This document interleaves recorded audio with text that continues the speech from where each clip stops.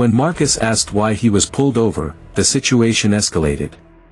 Within minutes, 2 more officers arrived. Marcus was forced onto the ground, his hands behind his back. He never stood up again. The police report was clear: subject resisted arrest. Use of force deemed necessary. But when the grainy cell phone footage surfaced, the story changed. A young man, unarmed and pleading for help, lay face down on the pavement while officers pinned him down. Hours later, he was dead. Official version said one thing. The camera told another. And soon, the entire justice system would be put on trial.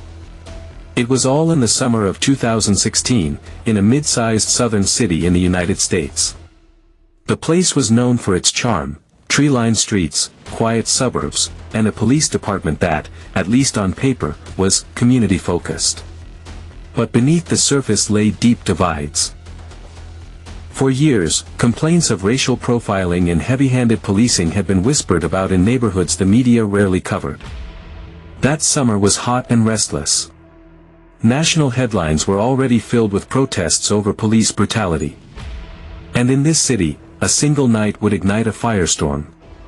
Marcus Reed, 24 years old, a mechanic by trade, known by neighbors as the guy who could fix anything.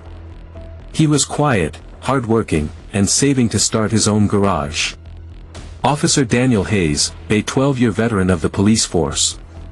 Decorated for bravery, but with a file of prior complaints, none of which ever led to discipline. Detective Laura Sanchez, one of the few officers inside the department willing to question her colleagues. Sharp, meticulous, but often dismissed as too idealistic. It began as something ordinary. Marcus was driving home from work late one night when Hayes pulled him over for a broken taillight. According to Hayes' official report, driver appeared agitated, refused commands, attempted to flee.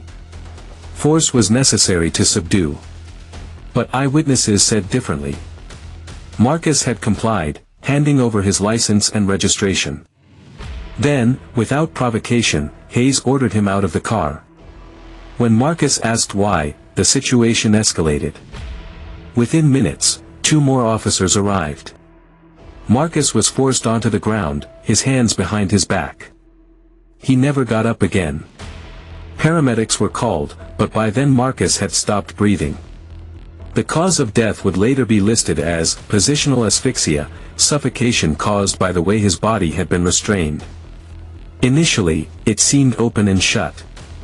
The department released a short statement. The suspect became combative.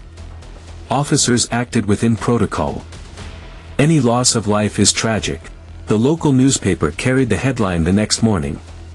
Traffic stop turns fatal, man resists arrest, dies in custody. For days, the official narrative held, until a 17-year-old named Deshaun posted a shaky cell phone video online. In the clip, Marcus could be heard gasping, "I can't breathe, please." Not once did he strike out or resist. The video went viral, forcing the department to open an internal investigation. Detective Sanchez was assigned to review the case. She quickly noticed inconsistencies. The officers' reports didn't match the video. Their claim of combative behavior was nowhere to be seen on camera. Still, obstacles appeared at every turn. Key body cam footage from the officers was mysteriously corrupted. One officer revised his report days later. The department's own medical examiner initially leaned toward natural causes, before public pressure forced a second opinion. Behind closed doors, Sanchez faced pushback. "Don't dig too deep," her supervisor warned. "We don't need another scandal." But she kept digging. The case eventually went to trial, not for murder, but for misconduct in office and negligent homicide, lesser charges that frustrated Marcus' family and community. Prosecutors argued that Hayes had used excessive force and ignored Marcus' pleas for help. The defense countered that Marcus' own health conditions contributed to his death and that Hayes followed department policy. The most damning moment came when the teenager's cell phone footage was played in court. The silence in the room was heavy as Marcus' final words echoed, "I can't breathe." Still, the verdict stunned many. Hayes was acquitted of negligent homicide, convicted only of misconduct. His sentence, 1 year in county jail, with the possibility of early release. The courtroom erupted in disbelief. Marcus' mother collapsed into tears, whispering, "The system failed him." For the community, the trial was confirmation of what they had long suspected: the system wasn't built to protect everyone equally.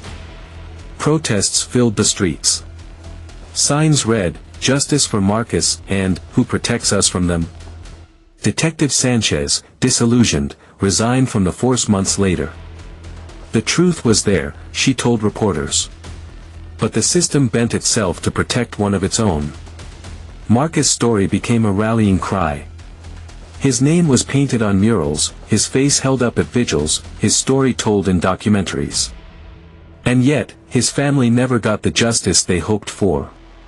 Marcus Reed's case wasn't just about one man, one officer, or one city. It was about a system where the truth can be buried, evidence can be erased, and lives can be devalued based on circumstance or skin color.